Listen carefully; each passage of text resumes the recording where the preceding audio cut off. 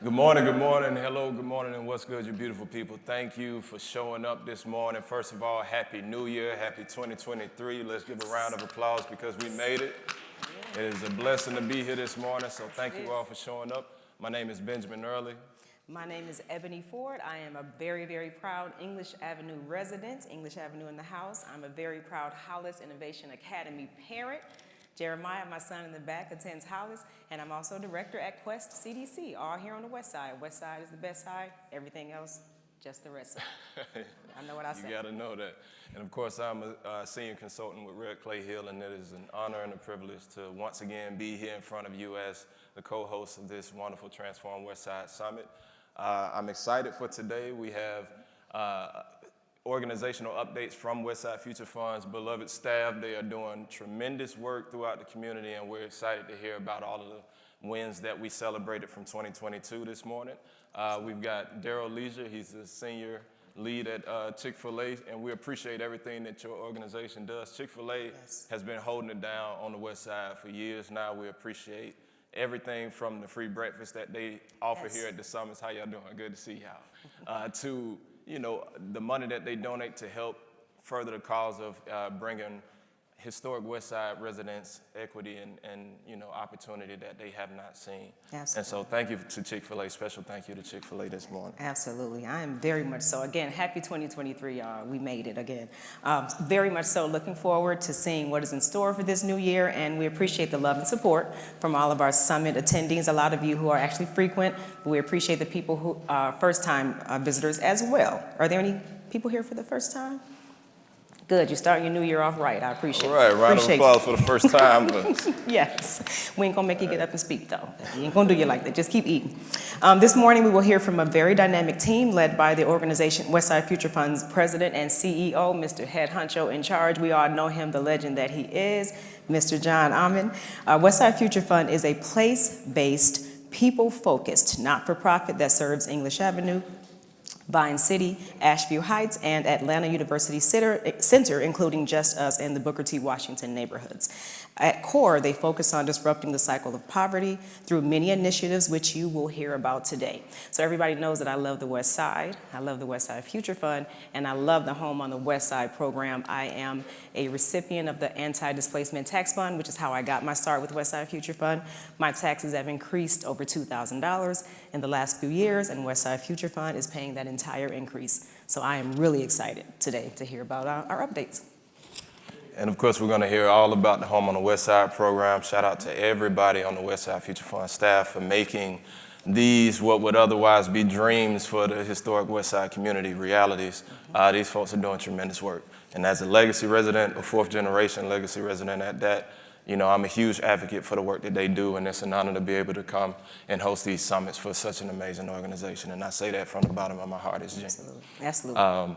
And as a reminder, we're trying to be kinder to our environment, so we have stopped printing out our bulletins, but if you do want access to it, we do have QR codes, and you can just scan it, get it right on your phone. So we really appreciate you. Please check that. I think we have different things around. Where are the signs? There's one in the back. And then we also have them in the back as well. So if you do want to scan it, just visit one of the people in the back, okay?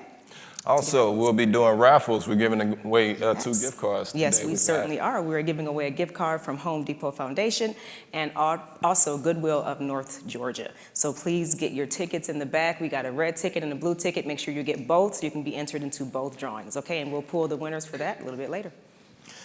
And, before we get started, I do want to take a moment. The West Side suffered a huge, huge loss over the break here. Miss Yolanda Owens, farm to skin care farmer, and she would like to call herself the farm to skin farmer. But she was a huge, huge, huge lover of the West Side. Anybody who got the opportunity, the privilege to know her, knows that she took up space in whatever room she was in. Yolanda was a presence to admire, a presence to really, sit back and take in. And as somebody who, she really embraced my entire family. Her businesses, Iwi Fresh Oasis, you know, you go there and she genuinely treats you like family. Even though she's the owner, the CEO, all of that good stuff, she's there doing the work right alongside her employees. She's greeting people at the door with her employees. She's having conversations with, you know, every single customer who comes through the door and treats them genuinely like family. And over the past few years, you know, my family actually got a chance to, you know, build a nice relationship with her. And so it's really shocking, to say the least, that such an amazing woman and someone who has such a huge presence in all of our lives and a big impact on this entire community as a whole, you know, is no longer with us here in the physical. But knowing Miss Yolanda, you know, she definitely is here in the spirit, and we appreciate everything that she and Iwi Fresh have done for the West Side, not just employing people from the West Side, not just bringing opportunity and something fresh and something new to the community, but what she did as far as standing up for Black businesses, showing what the potential of a Black woman-led business could be, straight out of Atlanta, and somebody who was a native to the West Side. She was a Grady baby, which she repped proudly, even though, you know, I'm a Piedmont baby, but that's cool. But, you know, but Miss Yolanda will sorely be missed. But I will say, please, you know, send your heartfelt condolences to the Iwi Fresh family, because they really did function as a family, not just her biological family, but the entire business, entire organization. And I'm sure that they could all use our thoughts and prayers at this moment, so just keep them in mind. And they usually host a traditional green party in the summertime, so I know this year it'll be one not to forget. So I'm hoping that everybody will be able to come out and we can celebrate the life of Miss Yolanda ongoingly. Absolutely. But that being said, I'd like to move on. Yep, to our Get Connected. So we're on Facebook, Instagram, Twitter, and YouTube. Yeah, excuse me, I just had to, you know. Yeah, I understand. We're on Facebook, Instagram, Twitter, and YouTube. So you can like, share, subscribe, follow all of our channels, help us to share the wonderful information that is shared here at the Summits. The Summits is a great opportunity for several members of the community, stakeholders, business affiliates, corporate sponsors, philanthropists, you name it, everybody to come together in the same room for a common cause, and that is for bringing equity and opportunity to legacy residents of the historic West Side. Absolutely. Quick rundown of the show. We'll have a moment where after we have our wonderful devotion speaker, we'll have a moment for everybody to introduce themselves. And if at some point you hear someone who you would like to connect with or someone who would make sense for you to go out and network with, we do encourage that. That is one of the points of the Summits. This is a gathering place. There's a familiar face. What's going on, bro? Good to see you. Didn't recognize you with the beard, though, so you're looking real wintry, but you're looking good. I like the blazer. But yeah, you know, it's a great opportunity for us to really hang out and get to know each other. So we encourage you all to do that. It's good to see you all this morning. Absolutely. And as Ben mentioned, it is customary at the beginning of our summits to have a devotion portion of our summits. And we also start with reading the devotional statement, which is as follows. It has become our tradition to begin our meetings with a positive, inspirational message from a member of our community. Recognizing that many in our community are driven by their spiritual faith to participate in the West Side revitalization effort, the time at the beginning of our meetings is an opportunity to share various inspirational reflections. While the speakers may articulate their personal faith, it's meant to be inclusive, inspiring, and meaningful, with the story of Nehemiah as our guide.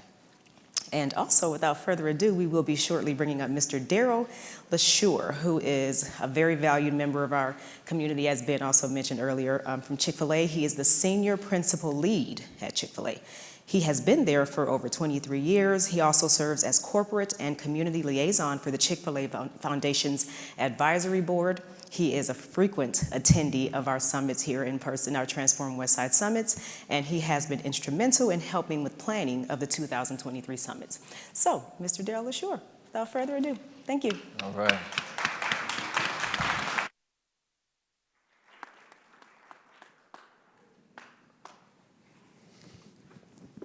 Hey, well, good morning. Thank you for that nice greeting, Ebony and Benjamin. Again, I'm Darryl Lesure, and a little bit about me real quick. I actually grew up in Detroit, Michigan, and came to Atlanta. Somebody said, oh, all right, as we say, what up, though, in Detroit. But I came to Atlanta in 1986. I'm a graduate of Morris Brown College, And so kind of grew up as a student, and now I'm an adult living in Atlanta for almost the last 30 years or so. So it's great to be here. I see many faces that I know. I see some of my Chick-fil-A family and many of you that come every month to support the work that's going on in the Westside Future Fund. Been at Chick-fil-A, as Ebony and Benjamin said, about 23 years, and it's been great to be a part of that organization that supports the vision of what's going on here. John asked me last week, or about 2 weeks ago, if I would be the devotion speaker. So I've been the devotion speaker once, but if you've been to the Westside Future Fund, we talk about Nehemiah a lot. So when he asked me, I'm like, John, how much more can we say about it? So for the last 6 years or so, everybody that stands up talks about Nehemiah. So guess what I'm talking about today? Nehemiah. It is the principal foundation, again, for this organization, as Nehemiah was the man who rebuilt what city? Or rebuilt Jerusalem and rebuilt the wall. And if you think about where we are today in our society, there are lots of deficits. Deficits in income, deficits in education, deficits in the work that we're trying to do to rebuild what's happening or what's happened on the West Side. So I want to talk about the deficit of leadership. The deficit of leadership. So it doesn't matter what party you are support from a political standpoint, doesn't matter what faith you ascribe to, there definitely is a deficit in leadership. What does that look like? Well, Nehemiah is an example of what a deficit is not in leadership. So I have 15 minutes and I get 15 points, but I will try to be as brief as possible. And John asked me again, I don't know why he asked me this, but I'm an Aries. I'm not sure why you wanted me to tell. He said, tell him your name and your zodiac sign. So, hey, I'm Darryl and I'm an Aries. All right. Deficit in leadership. So one of the reasons there is a deficit in leadership is people are not able to identify their calling. People are not able to identify their calling. So I grew up in church, in a Pentecostal church. And when people would come to church, one of the biggest things they would do is they decided they would join what? The choir. Well, some folks, that really wasn't their calling. So they're in the choir, or they decide they wanted to be an usher. And as an usher, they really didn't have a good attitude of hospitality, but they wanted to be an usher. So they did not identify their calling. Nehemiah shows us that in verse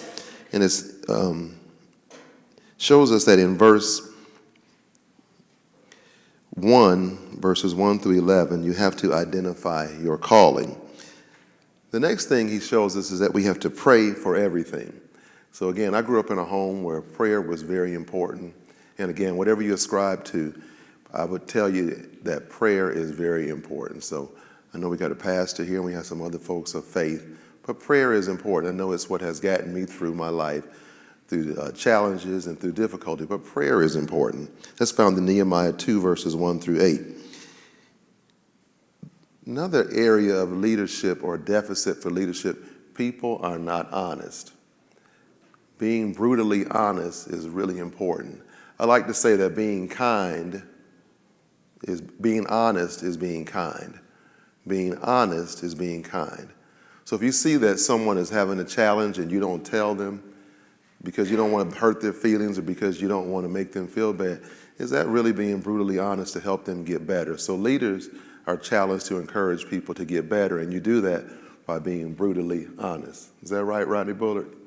You're not speaking back to me like I'm in church. All right. Delegate and motivate.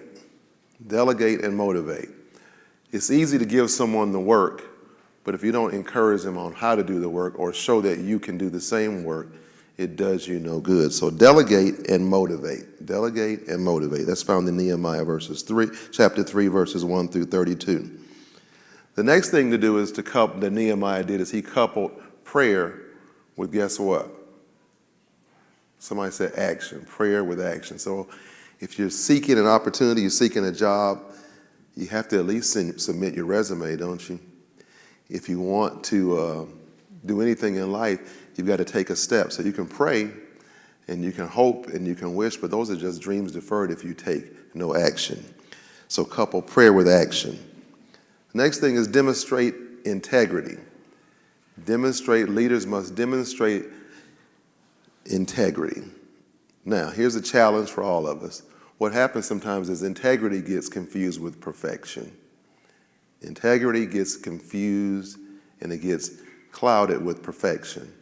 We're not called to be perfect. Guess what? Somebody already has that job in terms of perfection. So integrity is just doing your very best, being as excellent as possible, knowing that, you know what, you may not be your best today, but you'll be your best maybe tomorrow. So it's not about perfection. It's about integrity and doing your very best as God calls you. Next, number 7, serve your followers. Serve your followers. Somebody said if you're a leader and nobody's following, you're doing what? Just taking a walk, Katie. That's all you're doing. So if you say you're a leader and nobody's following, you are simply taking a walk. That's found in chapter 5, verse 14 and 19. Maintain focus. That is difficult in a day and age where you have social media. We got computers, we got phones, we got PCs, we got tablets. It's hard to maintain focus. I heard somebody say the other day, if you watch a lot of TV, you know the best way to fix that? Turn it off. Because the stories are the same. It doesn't matter what channel you watch. It's just spun a little bit differently. And it causes us to lose focus on rebuilding our walls. She says, watch that clock. I see that clock. All right, number 9, depend on the Lord. So depend on the Lord. So whatever you ascribe to, I ascribe to depending on the Lord. Number 10, teach. Teach. Just continue to show others, lead by example, and to teach. Number 11, celebrate well. You know, it doesn't have to be a big thing to celebrate. Celebrate the little accomplishments. This helps to fill those deficits. Celebrate the little accomplishments. Number 12, I got 3 more. Take ownership of the problem and your mistakes. Take ownership of your problems and your mistakes. It's hard to own up, but you know what? The best leaders are the most vulnerable leaders. Those are the people who can say, you know what? I don't know how to do it. I made a mistake. And they center themselves around people that are what? Better than them. So take ownership of your problems and mistakes. Number 13, give generously. Give generously. That's what this organization is about. That's what we should be about, is giving generously.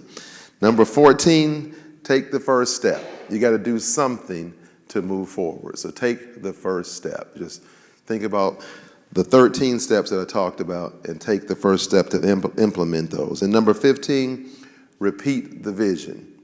You have to continuously talk about what the goal is. Just continue to show people, hey, here's where we're trying to go. Here's where we're trying to get to. Here's the roadmap. Here's the vision. Here's the plan. And here is the strategy. So with that, Misty, I got 1 minute and 28 seconds. Should I try to fill that or should I stop? All right.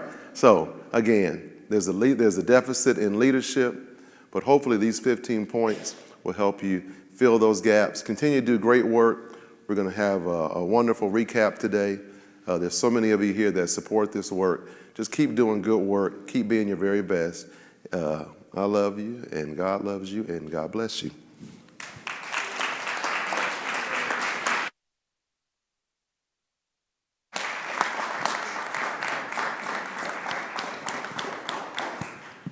Spoken truly like a man that is familiar with the work on the West Side. We appreciate you, Darryl. Lesure, it's always good to see you. But one of my favorite things about Darryl, if you know him, this man got the coldest shades, the coldest frames in the glasses game. And I got to give you your credit, man, because every time I see you, it's a different pair, and they just, they match with the plaid and everything that you got going on here. So shout out to you. But thank you for that message. And, just reflecting on it a little bit, and also speaks to the amazing work and we got Rodney Bullitt in the building. Hand for Rodney Bullitt. Thank you for being such a great leader, a great role model for so many young black men on the West Side that aspire to, reach heights that you've reached, and keep up the great work, you and all the folks at Chick-fil-A. But something that really speaks to the work that Chick-fil-A is doing and the work that Westside Future Fund is doing that Darryl mentioned, and just to summarize, but keeping your head focused on the end goal. Like so many times, you mentioned technology and all of the distractions that we have in this world. So many times it's easy for us to get caught up in the busyness of day-to-day life that we forget to just take a moment to breathe, take a moment to be in the present, to acknowledge the blessings that we have in our life, to acknowledge the opportunities that we have before us and just be grateful for that. A lot of, I'm grateful that we're in a space now where mental health has come to the forefront of a lot of conversations. And, talking to somebody who's dealt with depression and anxiety and all of those things, it's really, really important to find yourself in a quiet space where you can reflect on what's going on, where you can make peace with certain things that, have troubled you in the past so that you can focus on moving forward. And I just say that to say that there's a lot of space that is provided by having to not worry about where your food's coming from, how much you got to pay for a mortgage, whether or not you'll be able to make that payment every month, how you gonna pay for your kids to have child care, and so on and so forth. And so that's why I'm such a fan of these organizations and the work that they're doing on the West Side, because for a community that's been, neglected for generations, it means a lot to have such large organizations with such clout and such, pizzazz to their name to come and actually genuinely care. And I tell this story all the time. When I met John, I actually had come to a summit or two, and, I met him and I told him, John, I thought it was all BS. And it was the first time we met. I said, I thought it was all BS, because I was coming from the perspective of someone who had been in the community. And typically we hear about, okay, people that come in the name of help. And those are the ones that we often have to be wary of. But getting to see what the team does behind the scenes, I've grown to be a huge fan of their work. And I told him, and I tell the team, and I tell them again and again, they've earned my respect. Like, they earned my respect. And I think as a community quarterback, community leader, that's what is required. You don't, respect isn't given, it's earned. And so thank you again for everything that Westside Future Fund is doing, everything that Chick-fil-A continues to do. And moving on, right now we're going to give everybody an opportunity to introduce themselves. And as John would put it, we want you to state your name, your affiliation, and then shut up. Because we want to have time for everybody in the room to introduce themselves. Like I said at the end, if you want to mingle and network, that's a perfect opportunity. We highly advocate that. But everybody wants to get a chance to introduce themselves, and we're going to start right over here with the beautiful maroon sweater. I'm going to have to cop that. Where you get that at, man? Is that Target? Is that, what is that? Target? Okay, Target is top notch right there, man. Is it on? I'm sorry, I'm not doing my job. I got a mic on, so I'm just thinking it's on. There you go. Good morning, Jerry Kiernan, AP Campus Insights. We do short videos for academics. Good morning, I'm Paula Moody, and I'm with Families First. You can go this way. Oh, okay, that's fine. That's fine. I'm Jerry McGoy. I'm with Quest Community. I want to give a lot of thanks for the Westside Future Fund for all their support for our organization and Chick-fil-A, all the work. And if you're not familiar, Quest is another dynamic organization on the West Side doing a lot of great work. Look them up. Good morning, everyone. My name is E.J. Robinson. I am a Corporate Social Responsibility Community Fellow at Chick-fil-A. Good morning, everyone. My name is Austin. I am also a Corporate Social Responsibility Fellow at Chick-fil-A. Hello, everyone. My name is Malia. I'm also at Chick-fil-A.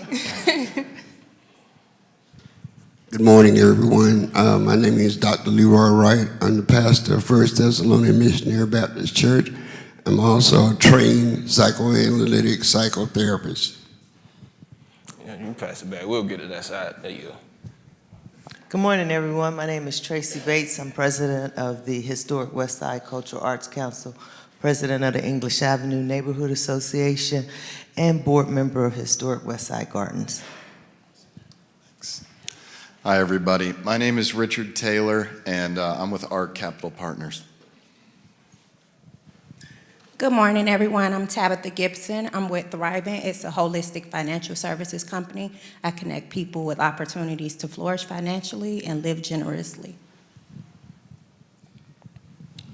Good morning, everyone. My name is Sandra Bush, and I'm a legacy resident of the Booker T. Washington neighborhood. West Side, let go. My house is 100 years old. Legacy. Good morning, my name is Karis King. I'm a community programs coordinator with the Home Depot backyard at Mercedes-Benz Stadium. She's the first person from my team to make it to these. Just saying, give her a shout out. I'm Sean Watwood, Corporate Partnerships, the Home Depot backyard at Mercedes-Benz Stadium. Good morning, good morning. My name is Domingo Porter, Manager of Volunteer Partnerships and Experience with Junior Achievement. Good morning. Happy New Year's. My name is Anthony Bellows. I'm a Westside resident. Good morning, Craig Lucy with Lucy Content, and happy Friday, everybody. Happy to be here. And with the amazing blazer on, I'm gonna have to cop that one too. Good morning, Corey Bishop with Atlanta Volunteer Lawyers Foundation. Good morning, I'm Kenya Good, Atlanta Volunteer Lawyers Foundation as well. Hey, good morning, my name is Al Ajaho from Culture Wireless. We're a new ISP on the West Side. In front.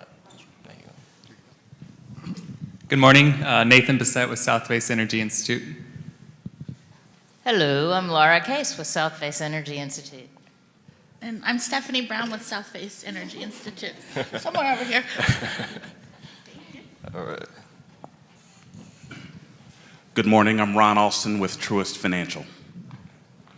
And Craig, look, man, I ain't see the kicks earlier, dog. I just want to celebrate. Can you stand up? Can we just celebrate this man drip this morning, Craig Lucy? Okay, now that's how you show up. All right, there we go. My dog. Good morning, my name's KD. I'm with Hey, or Helping Empower Youth. We do STEM programming here on the West Side. Good morning, everyone. My name is Karen Berry. I'm a resident of Westside. Good morning, I'm Carol Waddy, and I'm with Chick-fil-A Corporate Social Responsibility. Good morning, Linda Adams, Vine City resident. Good morning, my name is Katie Britt, and I'm on the campus hospitality team with Chick-fil-A. Oh, excuse me. Good morning, I'm AJ Kent. I'm a senior at Georgia State and an intern at Transwestern. Good morning, my name is Noah Newell with Transwestern Commercial Real Estate Services. Good morning, everybody. Caitlin Behringer, Open Hand Atlanta. Good morning, I'm Diamond Love with Royal Fox. Good morning. My name is Jill Cartwright. I use she and they pronouns. I'm also with Royal Fox, as well as a program officer at the High Fund, which is a philanthropic organization making grants at the intersection of climate, racial, and gender justice.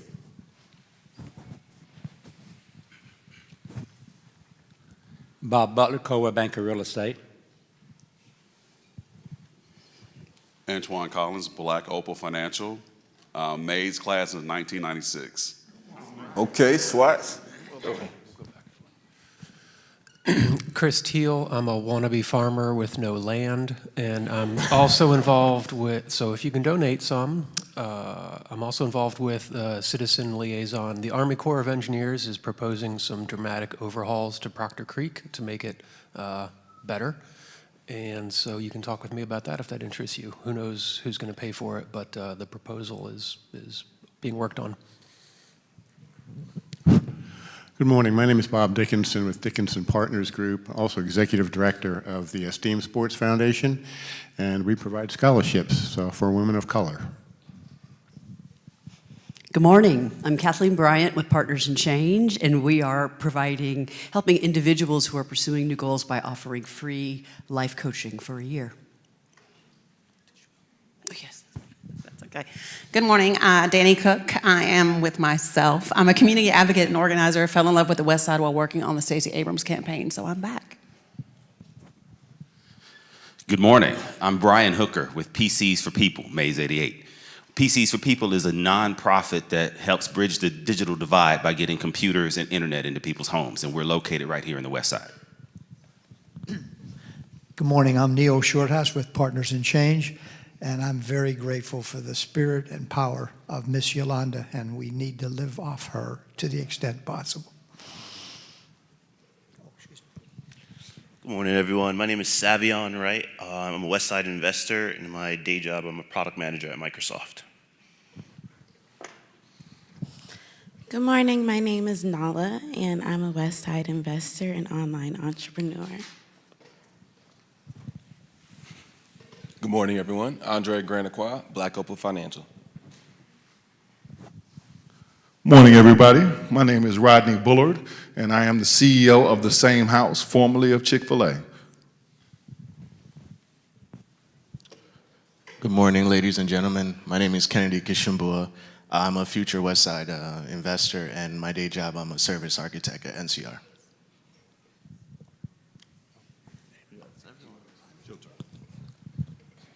All right, now we're gonna get some of our team members. We already got Miss Ebony, but we're gonna hit Big Dog right here, man.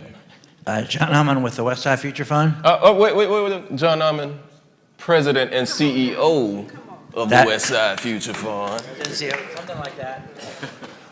Elijah Randall, E-Rand Media. Good morning, Rachel Carey, Westside Future Fund. Hey, good morning, Charles Forde, Westside Future Fund. Good morning, Tameka Askew, Westside Future Fund. Good morning, Raquel, Hudson, Westside Future Fund. Good morning, Tasama Haskins, TMPAV. Good morning, Jamel Evans, TMPAV. Good morning, my name is Shobek Cillian, TMPAV. David Herring, TMPAV. Misty Kelly, TMPAV. Brandon Brando, TMPAV. James Hammond, Icon Filmworks. Good morning, Kelsey Wright, Westside Future Fund. Hey everybody, I'm Crystal, Westside Future Fund. Good morning, Marnie Pittman, Westside Future Fund. Ashley Collier, Westside Future Fund. Natasha Anderson, Westside Future Fund. Chelsea Moore, Westside Future Fund. Gotcha. We got a few folks that came in. Miss Maria Supporter, we know her. Hello, Benjamin. Earley with an E. Right. Hi, everybody. Maria Supporter with Supporter Report and a longtime attender of these meetings. Mr. Tillman Ward. I know the hat when I see it. Good morning, family. Tillman Ward, Community Resources of Vine City, based in historic original West Side. All right. Round of applause for y'all. Thank you. And we got some folks watching online right now. Shout out to everybody again. We're on Facebook, Instagram, Twitter, and YouTube. We got some folks tuned in right now. Mother Moore, Happy New Year. Thank you for tuning in. Helen Smith Price, thank you. Lindsay Street Park, huge fan of Lindsay Street Park. Thank you all for tuning in. Gigi Sands, thank you, a loyal supporter. Jania Billingsley as well, thank you. Myra Surratt Walters, good morning, Happy New Year. Diana Palmer Price, thank you for tuning in. Isis Dukes, thank you for tuning in. Cheryl Merritt, thank you.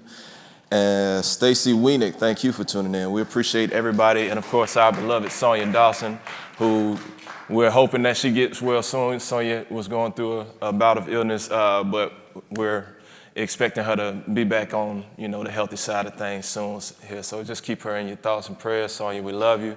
Feel better soon. We appreciate everything that you're doing. That being said, we're going to bring up President and CEO, Mr. John Ahmann.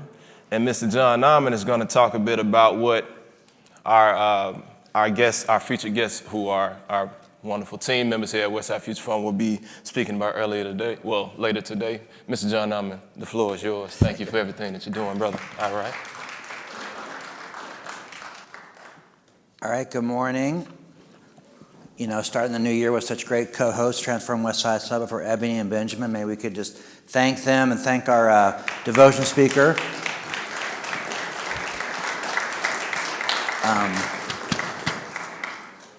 So we thought we would, and thank you all for being here this morning.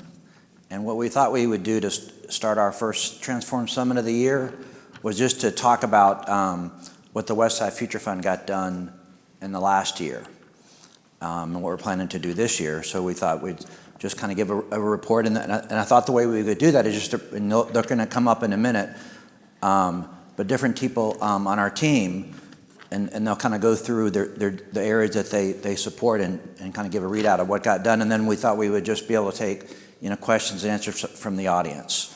And so, to set that up, we take a lot of inspiration as a place-based not-for-profit. We're focused on the neighborhoods on the west side of, English Avenue, Vine City, Ashview Heights, the UC neighborhoods, and Booker T. Washington, and Just Us.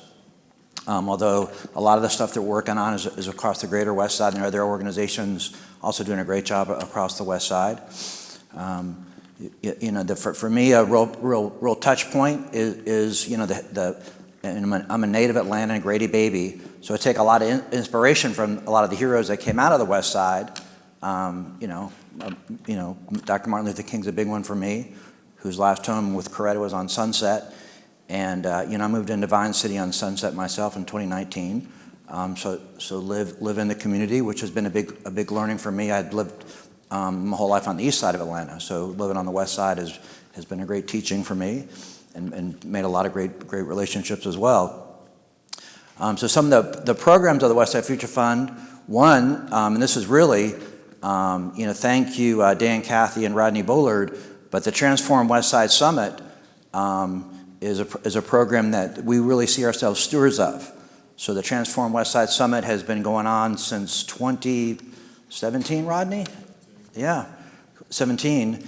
Chick-fil-A has always provided, a complimentary breakfast. And I think really, and back to that vision statement, we have build a community, right? And building a community requires people to come together and get to know each other, and often talk about difficult issues, and often people in the community who may have suspicions of one another. I mean, Benjamin kind of referenced that earlier. So the Transform Westside Summits have been such a wonderful way for people to learn about what's going on the West Side, but also kind of back to that really, that's what I really can appreciate about the summits. You can't get to know each other if you don't get together.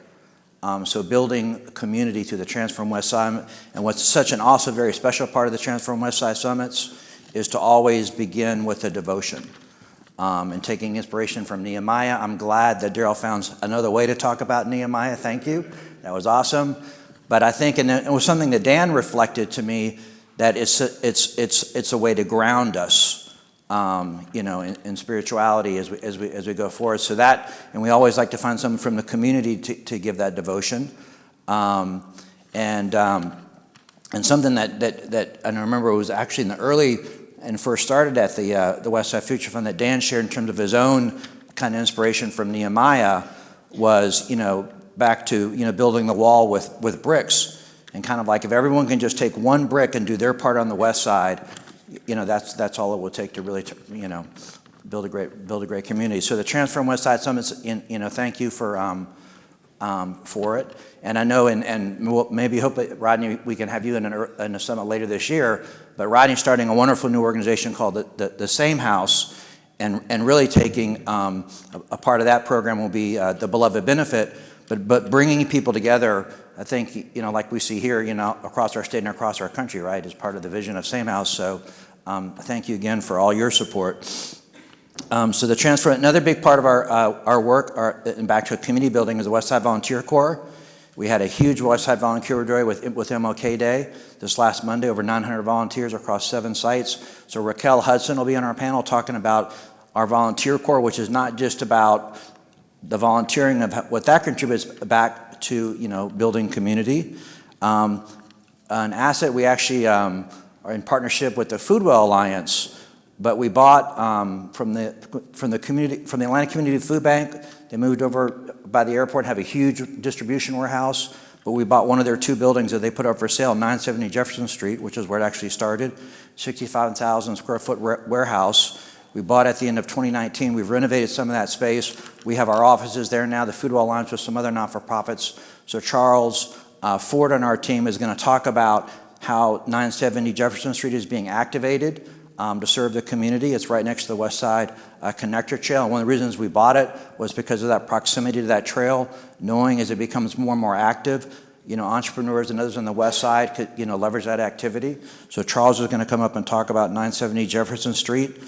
Another, key part of our work, when we started the work, and one of the first things we really worked on the first couple of years, where I met a lot of y'all here today. I see Tracy Bates here. I know members of the conversations that we had, was all the work we did to do the West Side Land Use Framework Plan. So the land use plan passed for the neighborhoods that really defined how the community wanted to see both the look of the communities as they developed, the design standards, as well as the density. And one of the things we learned in that plan is the neighborhoods, especially English Avenue and Vine City, had depopulated. So the neighborhoods that we are focused had over 50,000 residents in 1960, overwhelmingly black because of segregation and Jim Crow, but very well populated. But then, as barriers came down, other structural issues, depopulated down to about 15,000, 16,000. And so, it was such a big learning. The community said, yes, we want people to move back in. One of the framing that really came from the community, I remember, was Makeda, who wrote an essay about, but we'd like to think of ourselves as rebuilding our community as a beloved community. That was a frame that came from the community, reflecting some of the history. We want to, and that always said to me kind of the hearts of people coming in. But we knew there was plenty of room for people to move in, but not to have people who are legacy residents pushed out. So Yeda coming back in, no to us being pushed out, often referred to as gentrification. And so one of the big solves that we worked on with a lot of others with the Westside Future Fund, this is where, back to again, Chick-fil-A took such a leadership role, was one of the things we really puzzled through is one part of the solve was legacy homeowners who were concerned about raising their taxes going up as assessments went up. So that's when we launched the Anti-Displacement Tax Fund program. We've got well over 100 legacy homeowners in that now. So you heard Ebony mention that. So as their taxes are going up, it's basically frozen at 2017.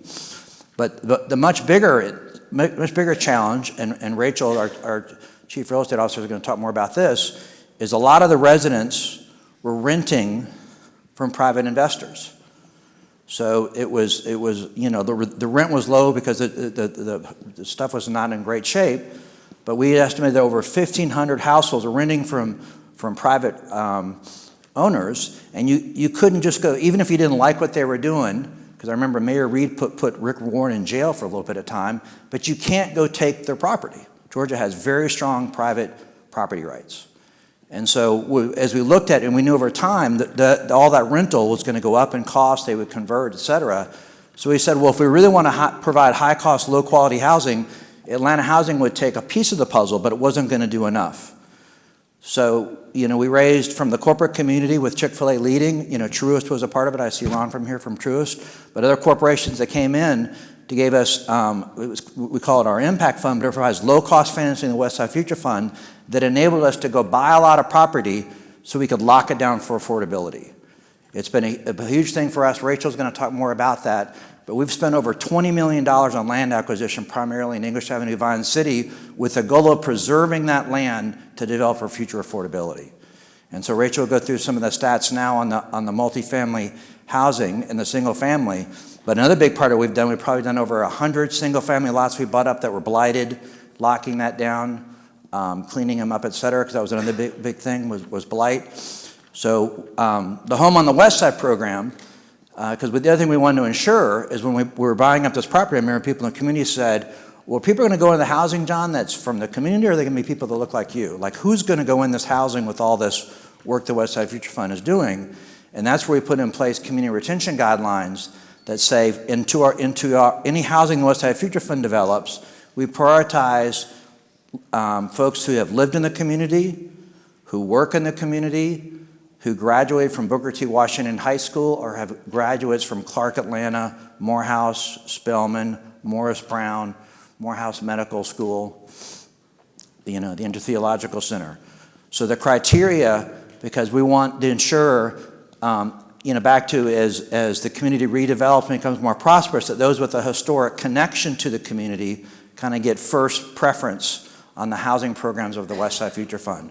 So our Home on the West Side program brings those things together. Number one, affordability, and then two, ensuring that people who have a connection to the community go first into that. And Rachel and our Home on the West Side manager, Tameka, will talk more about that because we have the Anti-Displacement Tax Fund program, we have our rental, and then the last part of it is home ownership. So we've helped over 30 folks own homes on the West Side with more on the way. and they will talk more about the details of that. And I also want to mention, because I see Tracy there, with funds that we've raised, because everything we do is overwhelmingly funds that we've raised, not public money. So because there was so much need that we had to do more than the public funds had available. And so we've raised our impact fund. We've also raised philanthropy, but also other not-for-profits that we can help doing similar work. So we've invested in Quest. We've invested in other not-for-profits on the west side. And one thing we're working through, too, is how we help, especially a lot of the small developers. So we hope, Tracy, later this year, we're really trying to work on that, is how we help some of the small developers who are on the west side. So I just wanted to say that, because I see you right there. So that is really the core of our core program, our signature program, is that Home on the West Side program that Rachel and Tameka will talk more about.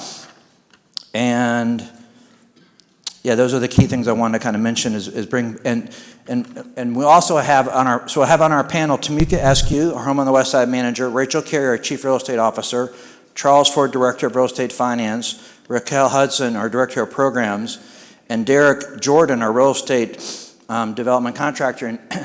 And Derrick, hopefully he's here. He's not here? Not yet, so he'll be walking just a minute. I know he's dropping off his children at school. So Derrick first came on the board of the Westside Future Fund as a resident. He was living in Vine City. He now lives in Washington Park. But we lost one of our teammates, took another opportunity, who was working in real estate, and that's what Derrick does. So we brought him on our team to oversee our multifamily renovation activity. So he came off the board, and he's been supporting us. So he'll be here in a minute talking about, we're bringing on 33 units this year over 5 multifamilies, so he'll be talking about that, as well as some new builds we're going to be starting up later this year. And I see that I'm over time. The thing is really flashing red. So sorry for that. So I know we're going to show a short video, and while the video is going, we're going to bring up the team to talk more about the work. So thank you.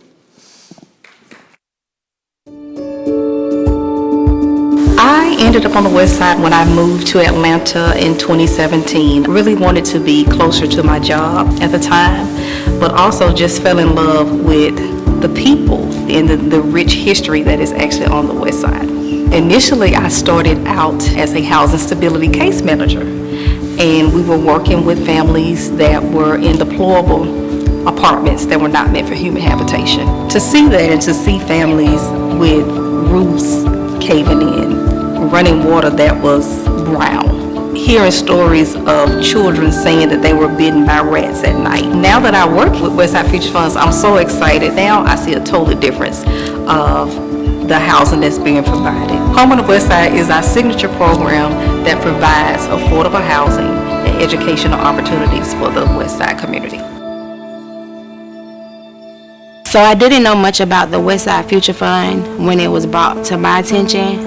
I honestly didn't know what to expect, but I was overjoyed with just how much they help. Because of the help I'm receiving from the Westside Future Funds, I'm able to take care of my family. I do pay rent, but the Westside Future Funds also pay a portion of my rent so that I'm not paying the whole full amount. My boys' lives have changed. I have a son off in college that's not worried about his family because he knows that we were chosen to live here and that the program is helping us pave the way for our next endeavors in life. My name is Thelma. Well, I have lived in this house just for 57 years, and I raised my daughters here. I'm supposed to be here. This is my family home, and I'm doing everything that I can to not keep it. The tax program, it is for the homeowners who are senior citizens. Thank God I am one. And so with this program, I do not have to pay taxes on my home. I thank Westside Future Fund, just for seeing that as a need for us seniors. So I'm hoping that in the near future, we could see a whole new light and see the people who are already here, that they can stay here and build up. Westside Future Fund is the main reason why we are living in this house. If it wasn't for them, we wouldn't be here. We saved quite a bit, but yeah, we still needed a lot more. I didn't know how stressful or how difficult it is getting a new house, and they made that transition a lot easier. It feels awesome. It really does. It's almost like, when someone gives you a gift, you have an idea what that gift is, but you're not really sure. That anticipation, and you open it up and it's what you thought it was. That's kind of how it is being a homeowner. It's just like, oh man, yes. I think one of the big fears when I was renting here was seeing all the changes that were happening and all these, people coming in and buying up land and making changes. And so it's with a big heart for all those that helped stay in here. So I want to say, thank you to everyone, and for making sure that we're able to stay in this neighborhood.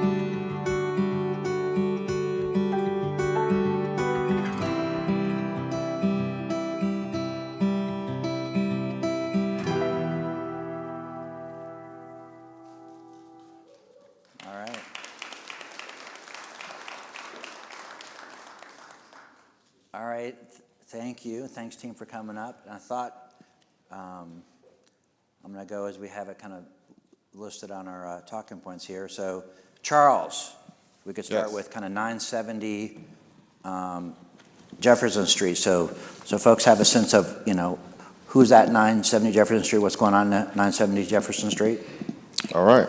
Well, first I'll start off with, reintroducing myself and giving you a bit of who I am and where I came from. Of course, you hear the introductions, Charles Forde, Westside Future Fund, Raquel, Carey, Westside Future Fund, but where did we come from? Where did I come from?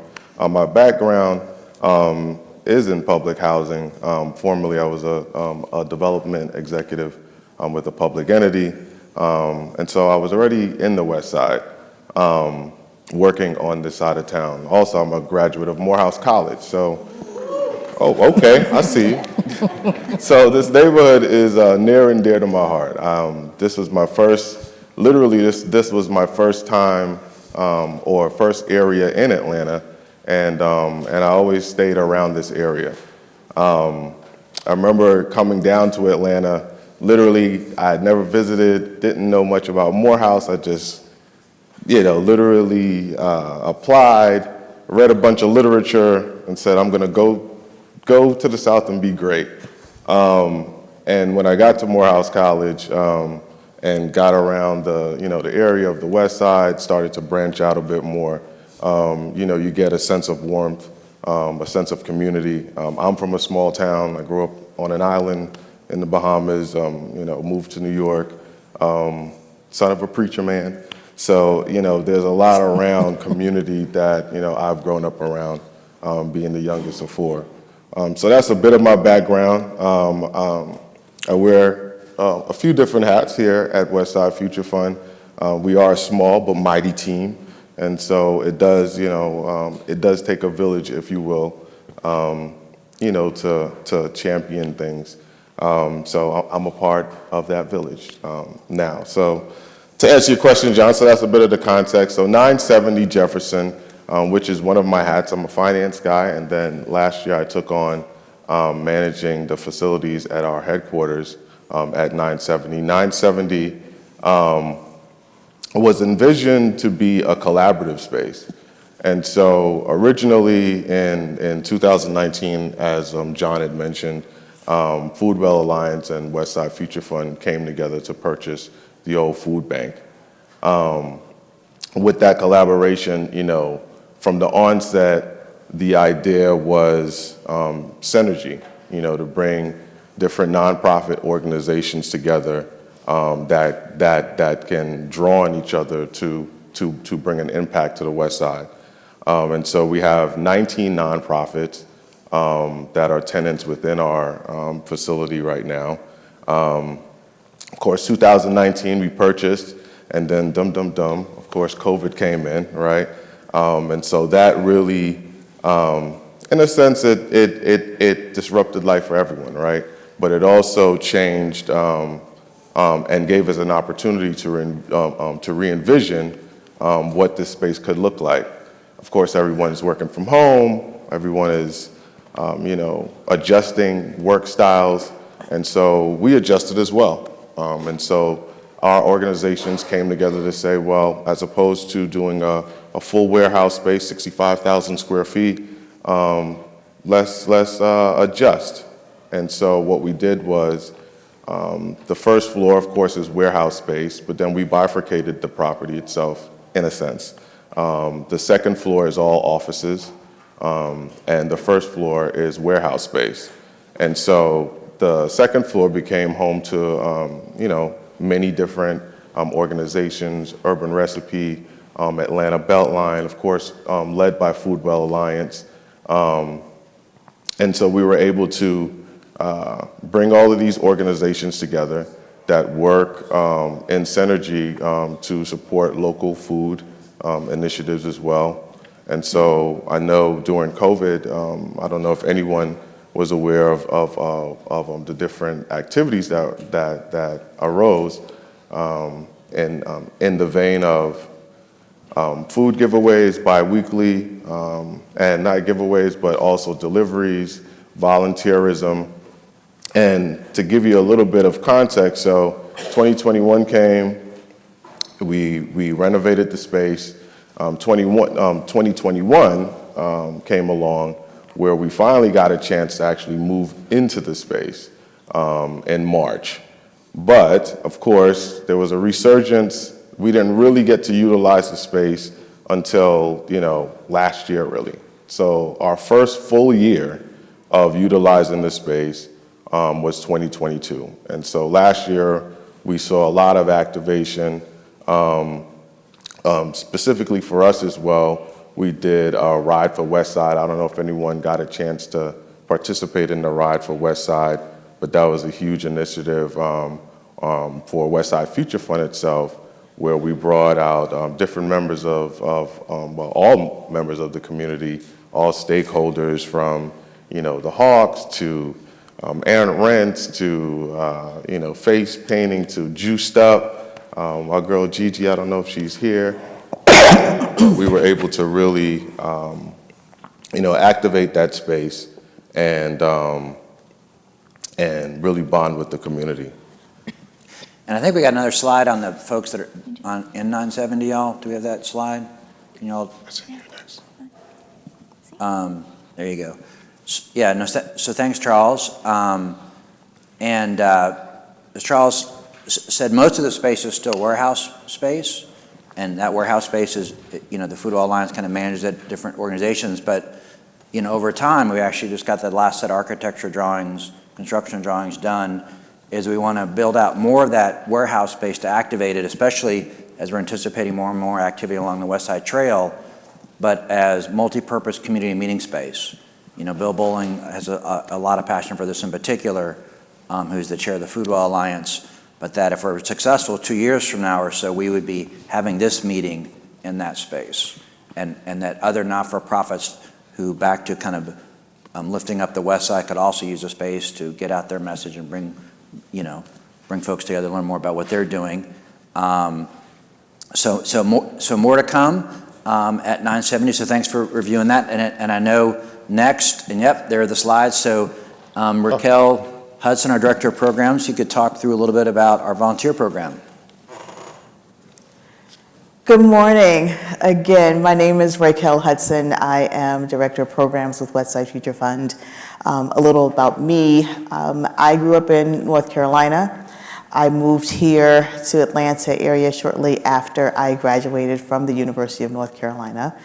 And I started my career in the for-profit world. I started at IBM. I was in supply chain there. And eventually, I transitioned into the nonprofit world and specifically into volunteerism. And I started volunteering in the Metro Atlanta area as a way to connect with my coworkers And eventually I realized it was a way for me to connect with the city of Atlanta. I was able to see, a playground that I helped build, or a bench that I built, or a mural that I helped paint. And it really helped ground me and make me feel a part of the Atlanta community. And then I came to the West Side and did some volunteer efforts. It was really in 2008 when I really got my feet wet on the West Side. And it was when the tornadoes hit. And the tornadoes hit, they hit Cabbagetown, but they also hit Vine City and English Avenue. And I was working to help lead the volunteer efforts to help with a lot of the cleanup and the renovations that needed to happen in light of those tornadoes. And I fell in love with the West Side. I loved meeting the people. I love the culture, and I'm so glad that I am still connected and working in this space. So with the Westside Future Fund, we have a really great year in 2022 with volunteerism. We were able to work with a lot of corporations. We were able to work with a lot of the nonprofits in the area, and also work with just general community volunteers. And you can see from this slide here that we had about 744 volunteers mobilized in 2022. So we were very excited about that number, especially coming off of the pandemic. We were starting to see people were really ready to engage again, ready to get involved again, and willing to gather in groups. Not large groups, but we did have some gatherings. We were able to do a lot of things, and we really focused a lot of our attentions on outdoor activities in 2022. But what we also saw was volunteerism. It kind of changed in the same way that our work life changed. A lot of hybrid opportunities were what people were looking for. How can I volunteer not just in person, but how can I have virtual opportunities as well? And so we started seeing that. We had so many different things that we were able to engage volunteers in doing. So we had financial workshops that we were able to do virtually or via Zoom, or home buyer workshops that we were able to do, in addition to doing things like building benches and planting flowers and mulching pathways that are kind of typical to what you expect in volunteerism. And so that was very exciting for us to see. We had 44 volunteer projects in 2022, and you can see we also had over 2,000 hours of service that our volunteers were able to donate to the West Side. We had volunteers come from so many different areas. We had community volunteers, we had corporate volunteers, and we had people do so many things on the West Side to help build and support the West Side, and also build the capacity of the schools and the nonprofits that we work with. So you'll see some of the things that we did. I mentioned that we did some of the financial literacy seminars. We also did things like building benches and mulching. We really try to work with the community, working with those nonprofits, working with those schools, and asking them, what is it that you need done? And in finding that out, I then try to match them with volunteers to help support and deliver those opportunities for them. So I want to make sure that as I'm talking about volunteerism, that I'm making it a point to really thank our corporate sponsors, because they help to drive a lot of the work that we do and help to bring a lot of the resources that we are able to bring to the community and deliver through our volunteer projects. So very thankful for them. And you'll see here some of the volunteer teams that volunteered with us in 2022. Now, here we are in 2023, and I have to say I'm very excited about what this year looks like. We just came off of our first event, and that was MLK Day of Service. In one of the previous slides, you would have seen that we had 744 volunteers activated in 2022. You will see on this slide that we had more than 900 volunteering on MLK Day of Service. So we have already surpassed the number of volunteers that we had last year. So it's exciting. I can't tell you, I'm overwhelmed by what 2023 is going to look like for us, I have to say. But with the MLK Day of Service, we had 8 different projects going on, and that was in support of 9 different nonprofits in the community. And I see some of those nonprofits are here today, so thank you. We did a bike build with some volunteers, and we also made some blankets, and so we were able to donate those bikes to Hay, helping empower youth, so can't wait to see those children riding along the Beltline. We were also at Truly Living Well Urban Farm. We had about 400 people out there. We worked at Booker T. Washington High School. We also were at in Magnus Jones Elementary, Tuskegee Airmen Global Academy. We were at Amena LaGriot Museum, and we were at Katherine Johnston Park, and I think I hit them all. So look forward to what 2023 is going to bring to us, and I hope to see all of you engaged in service with us, either as a volunteer or if you're a nonprofit and you're interested in having us come out and support your work, please let me know. All right, thank you. So next up,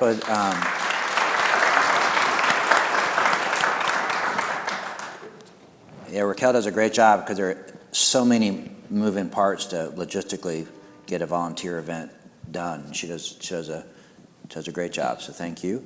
So next up, our Home on the West Side, which has kind of 2 parts. There's the land and building part, but then you heard, and we like to say we're a people-focused not-for-profit, and the people part is helping people have housing in the community that they love to be in, hopefully affordably. And the person that works with folks on our housing program, the people part, is Tameka, and so she's going to talk a little bit about the Home on the West Side program. So please, and tell folks a little bit about yourself as you get started. Well, hello, everyone. Let me introduce myself again. I am Tameka Askew, the manager of Home on the West Side. And tell them what time you like to get up every morning. I get up at 4 a.m. Right. You have to have a conversation with God in the morning. She's always in the office when I walk in. Yep. I have been in Atlanta since 2017, so I didn't grow here. I flew here. But became very passionate about the West Side. So I started my career here actually at the At Promise Center, which is on Cameron and Alexander Boulevard. My background is I am a social worker and a therapist, so which ties into when you're dealing with people. Just came very passionate about the community, the kids, but also the housing was a very instrumental piece. What we found out with the kids on the West Side, the housing wasn't affordable. It was not meant for human habitation. So can you imagine a kid trying to go to sleep, but the roof is caving in? You've got rodents running around. So it was not meant for human habitation. So that's how I actually started on this side in the housing piece, to put families in adequate housing that they could, be proud of, and these kids could actually go to sleep and actually go to school. Come forward now, and I think it was full circle that I ended up at Westside Future Funds because I was already in the community. When I applied for the position and I saw it, I knew this was for me. You couldn't tell me this was not the position for me. You needed somebody that was connected to the community, but was on the ground, but you're passionate about it and you knew it. And that's one thing about it. You have to build that rapport. If you don't have that rapport, you're not coming in. I can say that for myself. But Home on the West Side, this program is truly amazing. As is stated on the thing, we help residents live in the place that they love by connecting them with the right housing and the educational support, strengthening the community that they call home. But there are a couple of guidelines that actually you have to fit in to actually apply for the home on the west side. So one of the things, you have to be a legacy resident. That could be you still live here, you grew up in this area, you work in this area, or you attend school. Also part of the Home on the West Side program, we have the rental housing, we have an anti-displacement tax fund for legacy homeowners. As Ebony brought to the attention that she takes part in it, which is an amazing program that we are really trying to get out to the community, that we know these taxes are going up. We actually have the program to help you to kind of compensate in that middle part where we know that we're paying that part where it has risen. We also have our home ownership program and a home buyer subsidy, which is our down payment assistance program. A lot of people have asked me, well, the prices of the houses are going up. We can't afford them. Well, that's why we have the down payment assistance program. Not only ours, but we actually help link you to other down payment assistance programs that are available in the city as well. And these are some of the statistics of home on the west side, the demand of housing versus the supply. So for 2022, going into the beginning of this year, we have 413 applicants that have been verified through our process that are interested in purchasing a home but would like to rent for now, or they are ready to purchase. Also, we have people that were interested in the ADTF program. So we had 198 applicants that were seeking home ownership.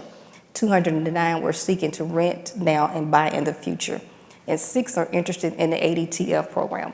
Now, what is not included is actually our rental part, but we actually had to shut that pipeline down because there was so many people that were applying actually for that.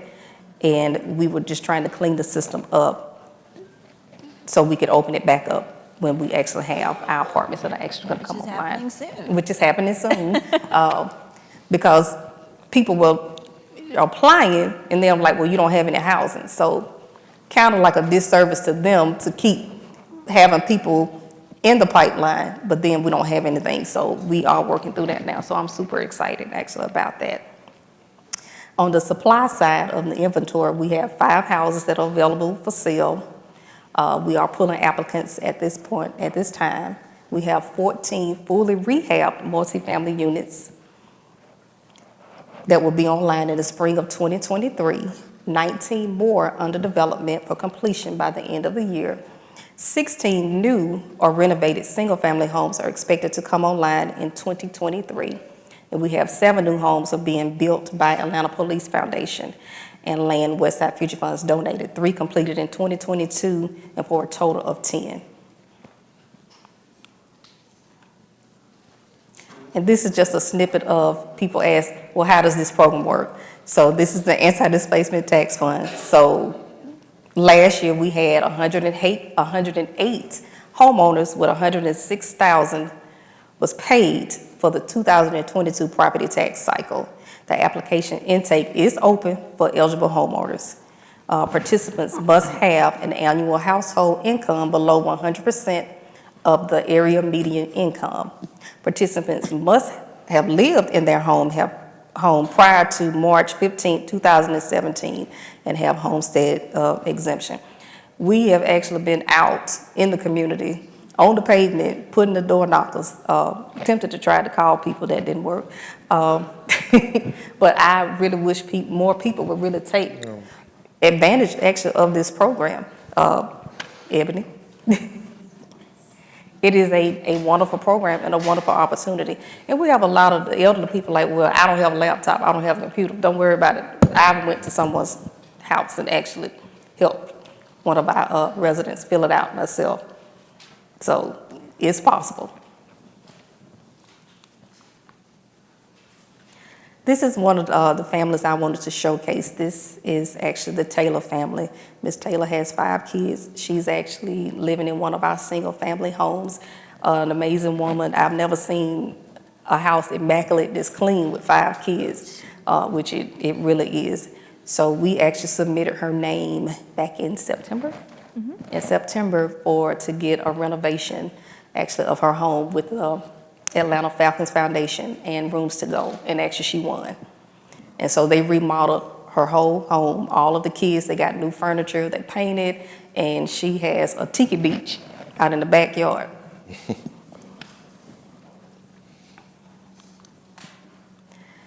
806 Neal Street is one of our single-family homes. This one is very dear to me as well. My colleague Charles and I were across the street at actually one of our single-family homes, and we saw Miss Martin, the mother. She was getting her son out the car, and she had him on her back. He's in a wheelchair, and she was toting him up the stairs, and we looked at Charles, and we just said, we've got to do something about that. Because that just bothered me. This mother with this big 14-year-old boy on her back. And so called her, see what was going on, and she said she needed access to a wheelchair. Charles got on the phone and started connecting. We talked to Rachel, and this happened actually this past November. So within 2 weeks, we got it. that ramp was built.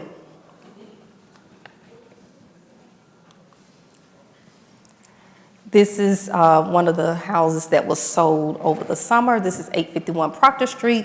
This is Nadia Donovan. She is a graduate of Clark Atlanta University, and she also works at Morehouse School of Medicine.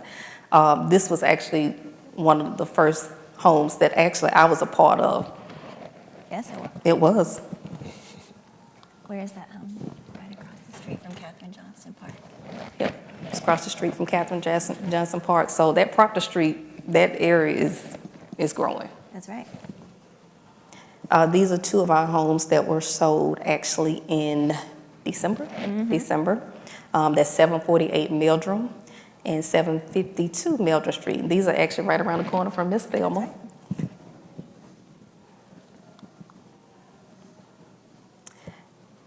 850 Proctor was sold on December 14th, 2022, and actually the applicant that brought this home, he actually received $100,000 worth of down payment assistance. So it is possible. He did the work. 852 is available for sale, and under contract is 854. We also have 857 Proctor Street.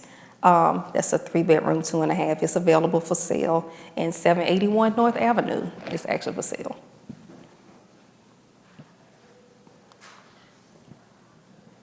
.481 Lindsay Street, that's one of our other homes that actually is available for sale. And 483 Lindsay Street is available for sale.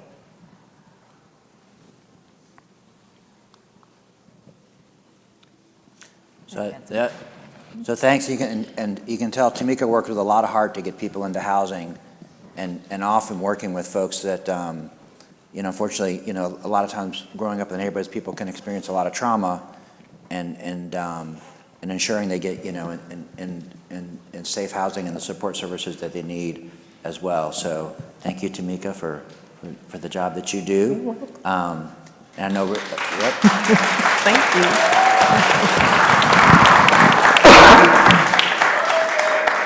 And she also works, I should note, with Kelsey in the back. Kelsey raised her hand, but Kelsey is part of the team too on the West Side. It takes a lot. It is a lot. We say we have people in the boat, and we have to have the hook to just pull them back, because keep them in the boat. Keep them in the boat, because people are scared. So our Chief Real Estate Officer, Rachel, to kind of walk through what we'll be getting done, what we have planned. So yeah. Quick word about yourself, and then I know you got a few slides. Well, it must have been fate that brought us both to Atlanta in the same year, Tameka. We were destined to work together. I also moved here in 2017 after spending 10 years in New York City, where I worked as a financial consultant doing affordable housing finance. That's what I've been doing my whole career. It's something I'm very passionate about, and it's a privilege, even 5 years on, to be doing this work every day at Westside Future Fund, working with Tameka, Charles, and Raquel, and the rest of the team. So I guess John said it takes buildings and people. So if Tameka is the people, I guess I'm the buildings. Building the finance behind the building. Buildings and the finance. But But just to go back to something that John was saying, kind of earlier when he was doing the intro, a lot of our initial goals for how much we wanted to acquire and how much we wanted to develop was based on some of the original work that we did about what the need was in the neighborhood. So John spoke to, needing 1,500 units of affordable housing, 60% AMI or below, 800 of which we would do. So we kind of keep track of that for what we've done on our own account and also what's happening in the neighborhood that we can help finance through our impact fund to try to collectively get everyone to that 1,500 unit goal. And so since about 2018, wow, it's been 4 years, we've been buying single-family properties, vacant single-family homes, vacant multifamily buildings, and vacant land. Hey, Derrick. Good morning. Hey, I'm so glad you're here. You can walk through the slides in a minute. Yep. We've been buying these properties in order to build a pipeline so that we can make sure that even as land prices keep going up in the neighborhoods, that we have an available stockpile of land to build from. So to date, one of the properties in the video in the video was 395 Broadly. You can see that property right here. This was actually a rehab that we did. It was one of the first properties we bought in 2018, and we were finally able to get it through its development and bring it online in April of 2021. So we've got 31 units there, right in the middle of English Avenue, that we have been, renting out to legacy residents through our Home on the West Side program. We're currently still working through another round of multifamily rehabs, and from our perspective, it's important to do this kind of small multifamily preservation and rehabilitation because it's sprinkled throughout the neighborhoods, it keeps people connected to their neighbors and their streets, and it really activates, the entire neighborhood throughout. So infill development like that is something that's very important to us. You can see we've got 180 in that units in service column. We've got 180 apartments currently rented. We have sponsored 38 single-family homes, either through making them rentals or developing them and selling them to residents through the work that Tameka does, providing down payment assistance and some habitat homes that we've sponsored. And then you can see we've got a big pipeline of properties. We've got properties available for future development to help keep our multifamily pipeline going, be a combination of rehabilitation and new construction. And then we've also got a whole bunch of single-family homes. We've been working on activating those in clusters. You saw a lot of addresses on Proctor Street. So we've got plenty of properties around Katherine Johnston Park. It was important to us that when we were acquiring properties, we were doing it around areas of public investment so that even though those are going to be the areas that appreciate most rapidly, for us to come in and buy them and make sure that we're going to, develop them in service of the community was a way that we could participate in the equity building happening around those areas of investment. So I think just one more thing about the down payment assistance. All of those homes that Tameka showed you, the ones that are still for sale, we encourage people to apply to Home on the West Side, get yourself kind of in shape to buy a home and then take advantage of our down payment assistance program. You can see up to $60,000 in down payment assistance that we'll provide for home buyers making less than $77,000 a year. When Tameka said that Mr. Wilson was able to get $100,000 of down payment assistance, that's because he combined our down payment assistance with Atlanta Housing and with Invest Atlanta to get $100,000. Now prices are, continuing to creep upward, but we build to sell at cost. So when we're selling a home, we're not making any profit on it. And as long as we, kind of can put this down payment assistance in, we're doing what it is that we've set out to do by creating home ownership, making neighbors who are invested in communities, and helping build equity in families. So I'm going to hand this over to you, Derrick, to just kind of walk through these rehab projects that we have going on. And we were talking about you, Derrick. I'm glad to see you walk in too. But tell people, a little bit about yourself and then about what the work. Oh, I will. Well, let me preface this with saying that I've been doing affordable housing for the last 20 years now. But my story goes back a little further than that. I'm actually from Jackson, Mississippi. And I was born and raised in affordable housing. I'm going to date myself a little bit, but I remember we used to live in apartments kind of like 395, not quite like these, but 395, the one we just showed you all. And every summer, I would spend my summers mostly barefoot, by choice, not by force, by choice. But we would go to the creek to find Sprite and Coca-Cola bottles that we can take to Kroger's and get a 5 cent a piece. And we would get about 20, put them in one of those baskets, so all the little baskets you see, like kind of Walmart baskets around, we used to get a basket fill them up as many as we could, probably have about 40 or 50. Go get that 5-cent a piece from Kroger's and take that money and take it to the candy store and probably overdose, sugar load, cavities with the money we collected. So the memories I have of being in housing and living that life, low-income life, was fun. You know, as a child, it was very fun. So for me to be full circle, still doing affordable housing 40 years, later, I still enjoy it and I still find the passion in it. So what you see throughout the community now and the work that we're doing, these small multifamily rehabs are key, they're critical. Because this is the stuff that our kids walk by on the way to school, on the way to the store. And without us going in and acquiring these and getting rid of this blight, it's been a haven for drugs and prostitution. But as soon as we buy it, you're gonna see those VPS go up. You're gonna see the lawns maintained. And most of the time within, 10 months, 9 months, you're gonna start seeing construction. So here's an example of that, 356 James P. Brawley. It's an 8-unit, and I know it says it's an 8-unit, but our 8 units are a little special, right? Because we designed these in our interior design is to not look like affordable housing. We're not doing cheap anything in here. We're going for granite countertops, backsplash. We want the people to know this is their home. It's not some place you just go and say, hey, I live here. No, you're gonna be proud when you see our finished product. You're gonna be happy to say I live here. We are about 70 to 80% complete on this one. I think our budget on this one was 1.2. These cost a little bit more because of the work you have to do. It's actually more difficult than a new build because on these rehabs, you got to go back and move walls, framing, you're trying to be compliant with accessibility requirements today. So you'll see on a rehab, it costs a little bit more. New construction, just kind of put it up and you can go through it fast. Here's a little more detail, a lot more work. So you're going to see these throughout my slides. There's at least 4 or 5 of them that are all multifamily. This is located on James P. Brawley, right diagonal from 395 James P. Brawley, so if you're familiar with the area. This one is also done by Lang Construction. They are a local black-owned construction company, has done great work, and they were really ahead of schedule prior to some things happening on the city side. They were moving quite fast for about 6 months, but this project should be finished right around March, April, and we should have move-ins. 400 Paynes. If you all are familiar with how Paynes runs from Simpson all the way up to Boulevard, I'm up to Donnelly Howe, Paynes is a rough stretch. Like if you drive through there today, you'll still see street walkers. You'll still see a lot of activity in that corridor. But thankful for John and Carey and our team, we was able to come in and acquire this building. This building is also being under construction by Lane contractors. They're about 70% complete. The hardest thing that we run into on these type of buildings is making it accessible. Because you're trying to put today's requirement to something that was built in 1945, 1950, that back then didn't have to meet any requirements.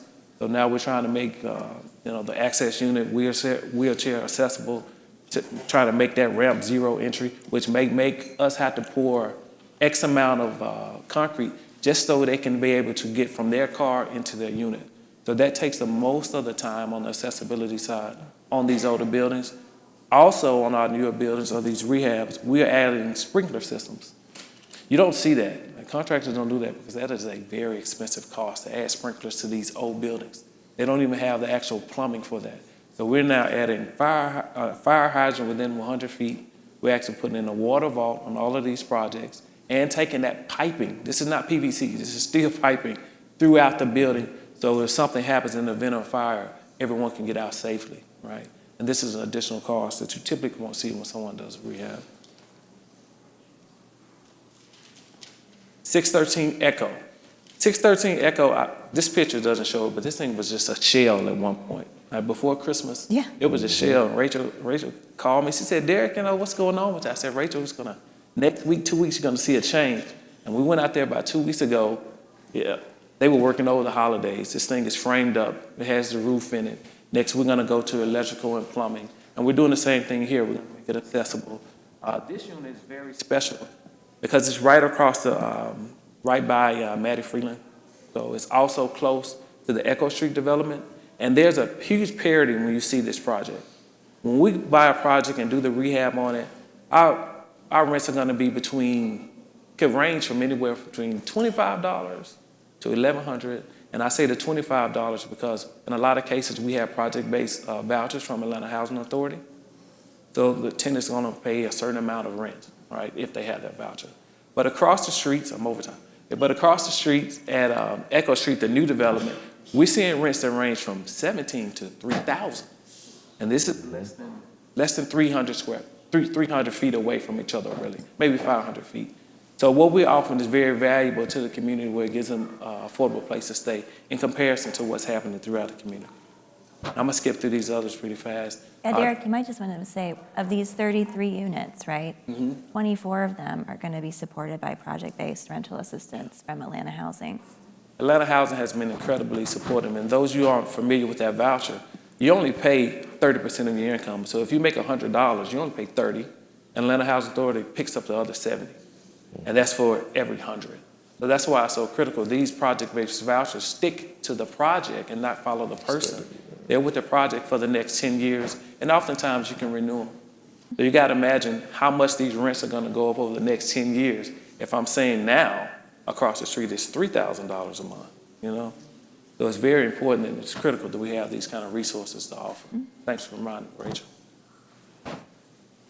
220 Sunset. This is a historic renovation right next to Martin Luther King's home on Sunset. At one point, there were plans to tear this down. All right, but under John's leadership, we was able to come in and save it. One, because there's so many historic structures throughout the community that without the voice of, I like to say, Westside Future Fund, we would lose a lot of our historic character because people don't know the backstory to some of these projects and some of these places.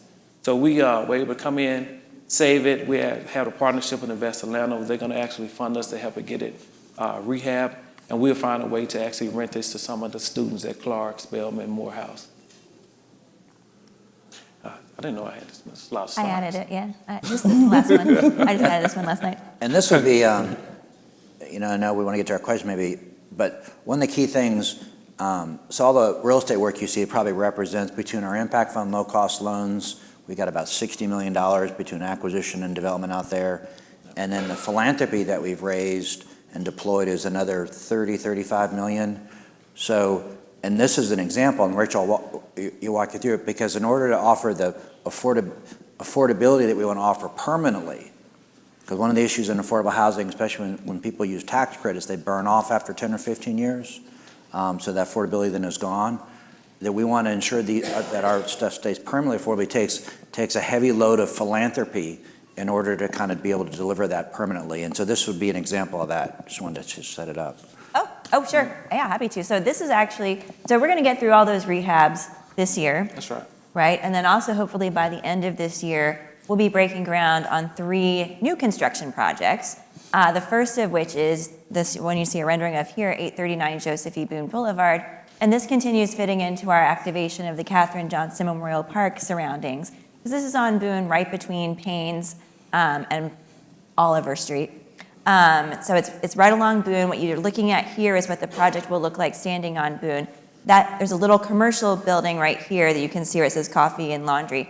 That's directly across the street from Katherine Johnson Park, and we thought that was really fitting to kind of have the ability to support some small local businesses there by leveraging foot traffic from the park. The rest of the site is 33 new construction units. And the way that we are thinking about how we would go about financing this project is we have about a $10 million project budget. We want to be able to have a range of rents and unit sizes. So we've got, everything from studios to 3 bedrooms at this project. And then the way that we kind of set the rents was that, half of the rents could be up to 80% AMI. 30% of the rents would be at 60% AMI, and 20% of the rents would be at 30% AMI. So if we kind of look at what that rent structure looks like going in, we can fundraise for that and make sure that we're able to maintain that level of affordability throughout the lifetime of the project. So we're not making unrealistic assumptions that are going to kind of, make the project not operate sustainably. So, thanks to the Woodruff Foundation, we were able to get a $4 million grant in support of this project that let us start moving forward on it. We'll be applying for TAD funds from Invest Atlanta later this year. We went through all of the work with the Neighborhood Association and NPU last year to get that set up. and then also using money from our impact fund to be able to provide a mortgage for the project. And so that really is the way that we kind of think about doing this, is really for permanent affordability. You know, we're not here for, 5 years, 10 years, 15 years. You know, when we do a project like this, our goal is to have that there for the community, forever. And, doing that responsibly and being good stewards of the funds that have been trusted to us and serving the community in the way that we've, represented that we intend to do is something that we hope shows through in everything that we've showed you today. And, thank you for No, and that layering of affordability, HUD the U.S. Housing Department defines affordability at 80% AMI or less, right, Rachel? Right. So, so this is a 100% affordable. And you don't even see this. Atlanta Housing will typically do 40% affordable, right? 60% market. So that kind of layering of affordability, and we especially, back to kind of the work, a lot of the residents in the community, because you heard us say, are at 60% AMI and less. And so that's why we've really pushed to try to get to that deeper affordability at 60% AMI and 30% AMI. So, and I know we want to make sure we have a couple of minutes for some questions. Well, thank you. Thank them for presenting.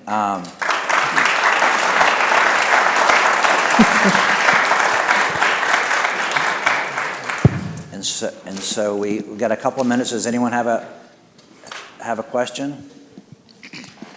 Good morning again.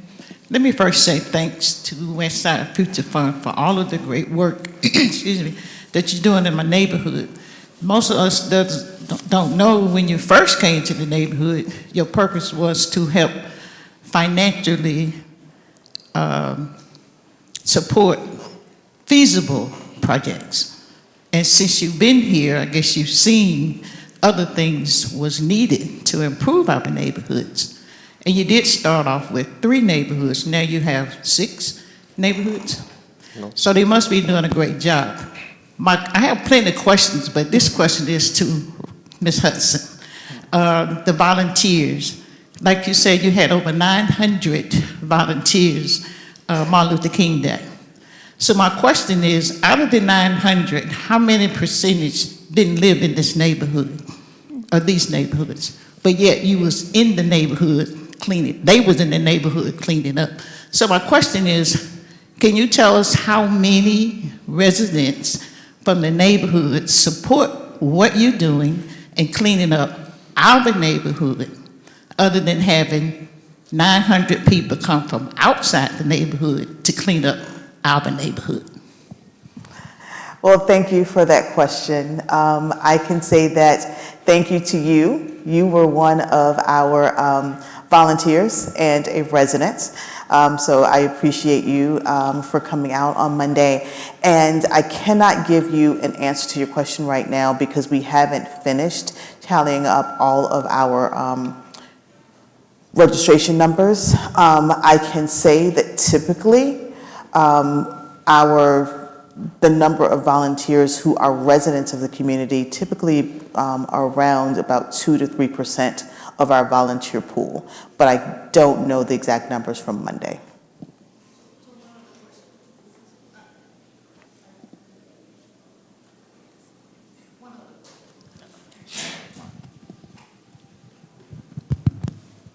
Do you have any ways that you can get the word out to the residents instead of them continue to be part of the problem and complaining what outside people do in our neighborhood? How can they become more involved to be part of the solution in cleaning up our neighborhood?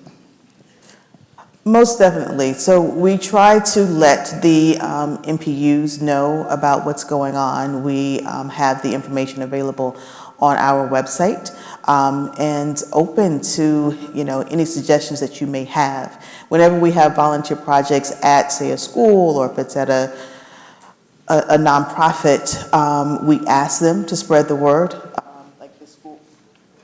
The schools, we ask them to share it with the parents. I know with some of the nonprofits that we work with, they said that they were going to do outreach into the community. So we're, always looking for ways to spread the word because I want to make sure that residents have the opportunity to be a part of our volunteer programs and to have input in what we do in the community.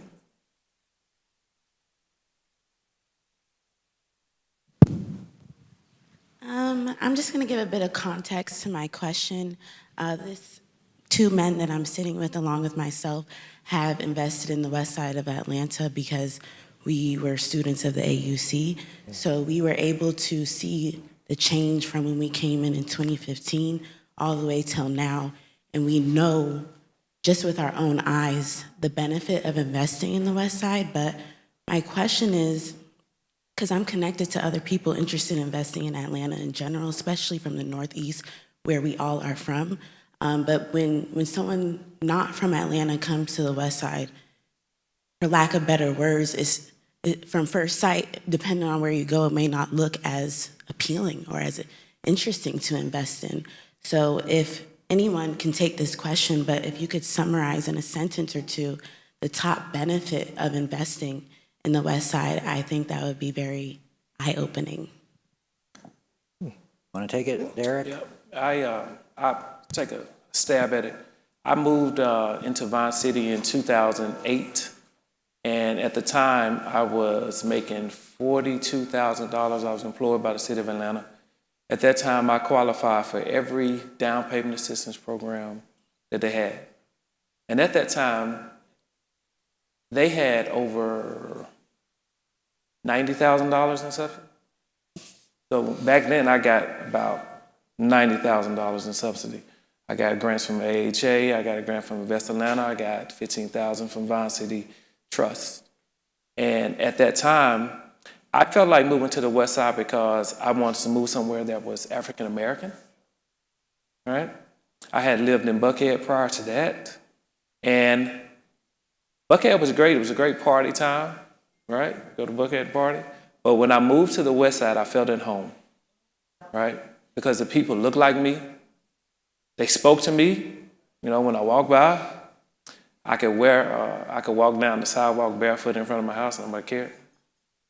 But most important, it fit what I needed, right? It fit what I needed. It was close to downtown. It was close to transportation. I could walk through the midst of everything and get that chicken over rice, right? I could catch the MARTA and be at work by 10, 15 minutes. It made sense to me. What I've noticed is that people talk about investment, but the ultimate investment is yourself. Come on now. That's the ultimate investment, right? When I met John years ago, and John was, just taking over West Side, and I was worried about him. Like, I don't know how he's gonna make it over here. And John surprised me. John moved over here. And I was like, you know something, now that's different. That's the ultimate investment. Because over here, it's gunshots at night, right? And it's to a point where my nephew, who lives in Grayson in the suburbs, he comes to my home and he visits. He hears the gunshot, he lays on the floor. Me and my children don't move. We're numb to it, right? So it's eye-opening. And as far as the kind of people we need to move back, the kind of people, we really need Black people to move back. The slides that he shows, I'm sure he showed us today about how everyone left the big depopulation of the West Side. You know who was leaving? Black people, college educated, right? All the people we need to make this community work, all the people we needed for Publix to work, for Walmart to stay, everyone left. So when you're thinking about that investment, you're the investment. You, Clark, come on over and get your house. Buy your house. Right?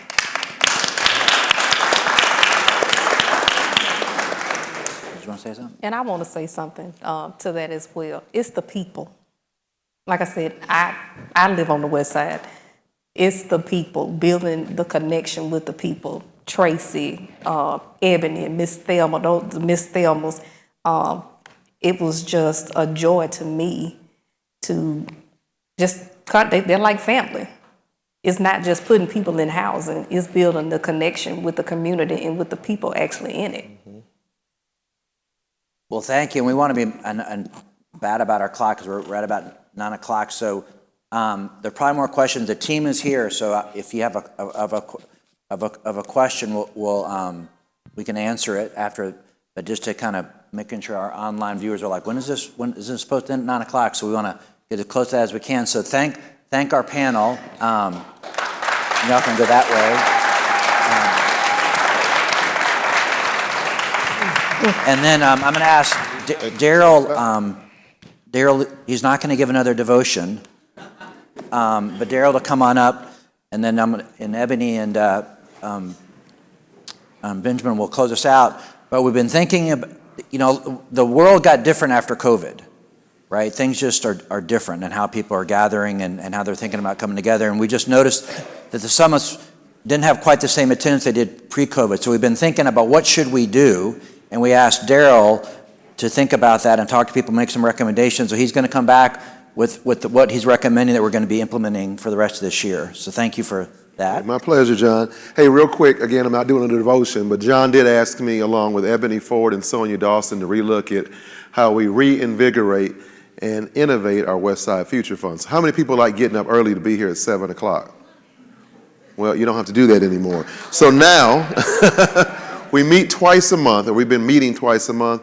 We're going to meet once a month to have more targeted engagement, more targeted speakers, and we will begin, it'll be the third Friday of every month, and we will start at 7:45.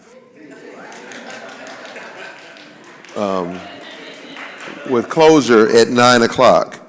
Again, that'll be 7:45 with closure at 9 o'clock. We sent out a survey just to kind of get a feel for what people wanted to do.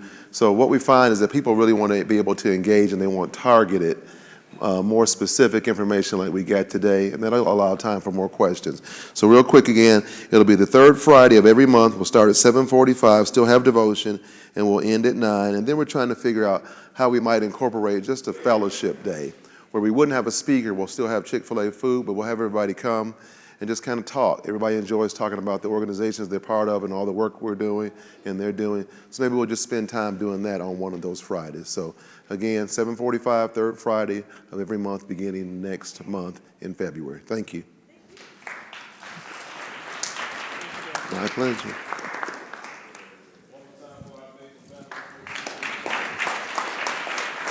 Hi, Katie. I got a New Year. Hey, y'all. I appreciate y'all's patience. Awesome conversation today. I have comments and questions as well. I'm not going to get into that, but as John said, the team will be available afterwards. So finally, time to give away our gift cards. So if you got your red and blue tickets, let's go ahead and pull them out. Home Depot Foundation has invested millions of dollars on the West Side. The winning red ticket number for this gift card is 3990813. 3990813, and that is the red ticket. Oh, that you? Congratulations. All right, congrats. Yes, ma'am. Yes, 0813, that's you, here you go. All right, Congratulations, appreciate you. Thank you. All right, Goodwill of North Georgia, of course, they put people to work. We appreciate everything they do in the community. The winning blue ticket number for the Goodwill of North Georgia gift card is 130429. Hey, okay. 130429, congratulations. They got a new store on Metropolitan Parkway, okay? So go check it out. Congrats to our winners. Congrats to our winners again. Thank you all for joining us this morning. We appreciate you coming out. We'll be back the third Friday of next month. Happy New Year. Have a great weekend. See you next time.